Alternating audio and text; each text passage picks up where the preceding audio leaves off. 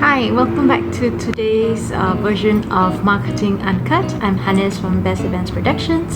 So today I'm going to speak about a little bit about your customer. How do you choose your target audience? When I was starting out, I was very confused when I joined this group of business owners, and they were asking me, so who is your target audience? And I said, everyone who would like my product. I was selling parties then, events and parties and both corporate and social. And they were saying, okay, you need to fine tune that because not everybody is your customer. And now years and years of experience has taught me that that is indeed true. For example, you might be producing furniture. All right. Everybody needs chairs. Everybody needs tables, kitchen accessories, kitchenware, kitchen hardware, living room accessories, living room hall, cupboards, television holders. Now you can prop your TVs on the wall. But coming to that, TVs. Everybody needs TVs, perhaps. And other necessary items could be plants for your garden. So these products appeal to everyone. But the problem is, it's not really a problem per se, but just to say that not every type of furniture will appeal to everybody. For example, IKEA will be for those who don't mind spending a moderate number of money to assemble the furniture at their own homes, right? Versus those who are willing to spend more for ready-made furniture. Yeah, this doesn't count delivery charges. Yeah, so it's just basically on the convenience, whether you're willing to pay more for convenience or not.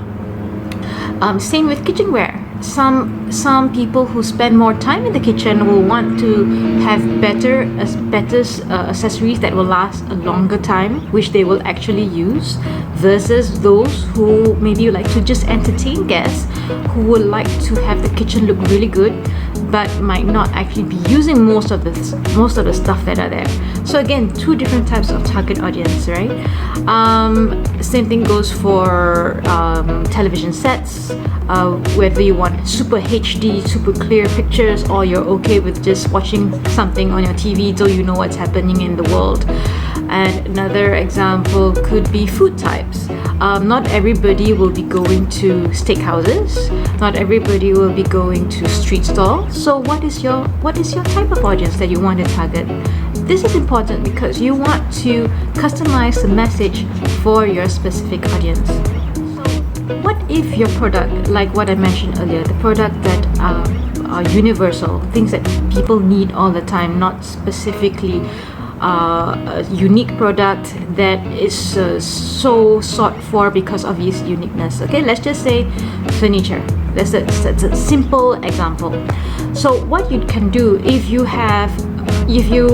own a furniture shop and you have different lines of furniture. So you have the low end range, you have the middle end range, and then you have the high end range.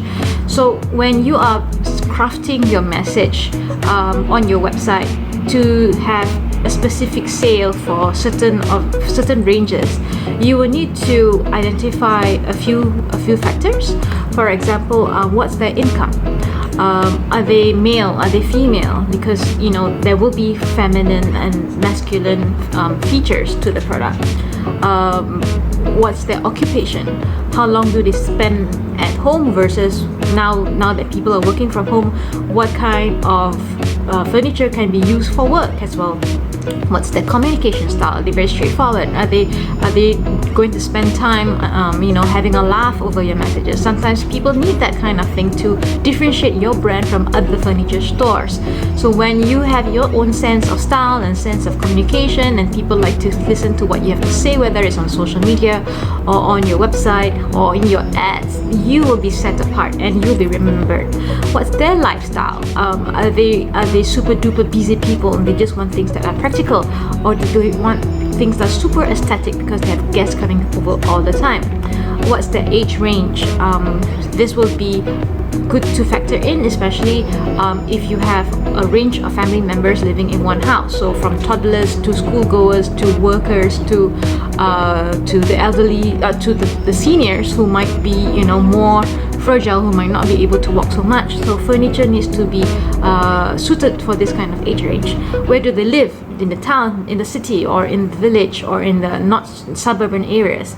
Are they current clients already, or are they prospects? Because different messages will need to go to different people, like I said before. So if they are current clients, they already know how you are, what you're trying to sell, your quality of service.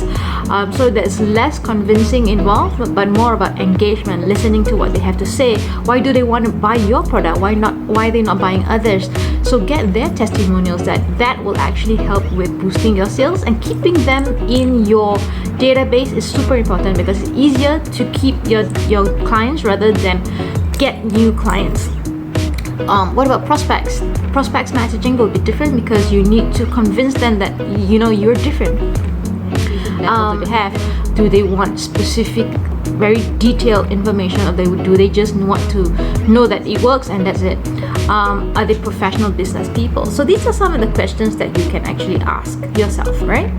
Other things to do, once you know who your target audience is, you will need to create a set of different marketing campaigns to target the different audiences in mind. So your personality style will be different for each group of people. And then you will need to customize your design, so formatting your website to speak to that specific buyer persona. The fonts, like I mentioned earlier in the previous episode, the fonts that you use, the colors that you use, how you arrange the products, how are they laid out, and how easy is it for people.